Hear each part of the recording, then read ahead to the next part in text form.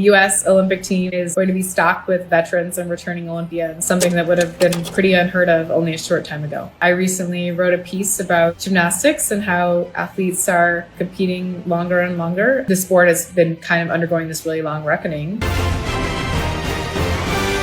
Hi, I'm Louisa Thomas. I'm a staff writer for The New Yorker. In the early days of gymnastics at the Olympics, female gymnasts were actually in their 20s, and the emphasis was more on kind of these dance elements and compulsory routines. But in the 60s, ages started kind of skewing younger, and in the 1972 Olympics, Olga Korbut, this dynamo teenager, really shocked and delighted audiences by performing these very kind of high-level acrobatics. Nadia Comaneci was this kind of darling 14-year-old who really captured the imagination. She scored perfect 10. Mary Lou Retton, when she was 16-year-old American, was sort of like the girl next door, and there was really kind of an emphasis on the girl. And there arose this kind of belief, this myth that younger bodies were only equipped to handle the kind of high-level, high-flying acrobatics that was required of modern gymnastics. And the idea was that they could sort of be teenagers and then they would have to retire, or if they return for the Olympics, they would be returning in a sort of a kind of more supporting role. That's sort of being challenged in recent years. Simone Biles is a stronger gymnast in some ways now than she was in 2016. She is 27 years old. She is coming back for her third Olympics, but she's not the only returning veteran on the U.S. team. Jordan Childs is 23.